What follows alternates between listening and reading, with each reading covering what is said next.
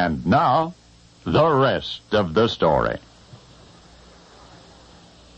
The sky was yet a lovely, lonely, uncluttered place when it first beckoned to Max Conrad.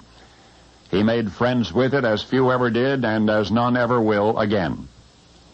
Today and tomorrow, the sky is busy. It's a cobweb of cacophonous broadcast frequencies, regulated, regimented, smeared by contrails, and ravaged by rockets. But the airmen of Max Conrad's time were up there alone. And where Slim Lindbergh once crossed the ocean in a fragile fabric light plane, Max Conrad crossed that ocean alone in comparable one-lung flying machines 100 times. And he took me with him. He never knew I was aboard, but this Tulsa boy read ravenously of the exploits of Max Conrad, and in daydreams and night dreams I braved the wide sky at his side. Together in a 250-horse Piper Comanche, we flew nonstop Casablanca to New York, under 500 feet by day, 1,000 feet at night, to take maximum advantage of tailwinds, 58 hours and 38 minutes. We were the long-distance champions of the world.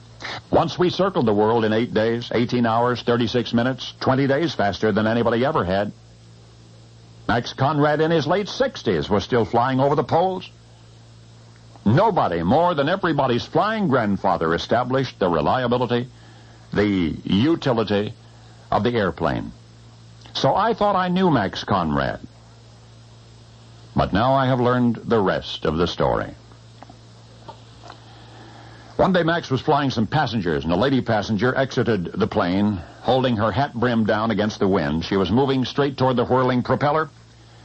In a desperate effort to save her life, Max lunged toward her. But in shoving her to safety, Max Conrad's momentum carried him into the whirling propeller blade. As he lay on the bloody tarmac, they thought him dead. He was not quite. The propeller had slashed through the skull just above his left ear, shattered that part of his brain that affected speech and memory.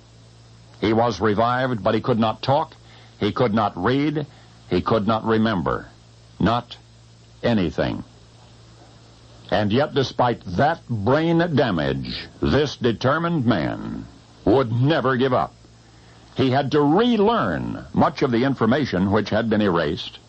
Unable to speak, he talked with his hands, until tediously, gradually, he began to form words again.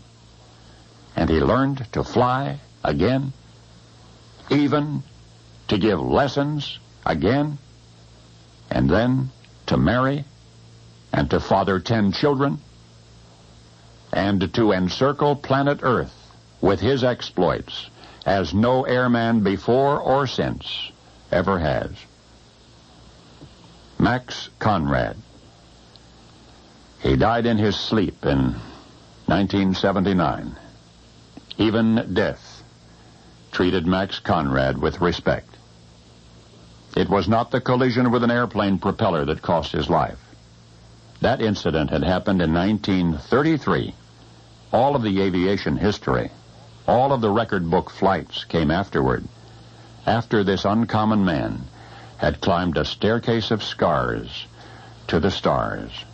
And that is the rest of the story.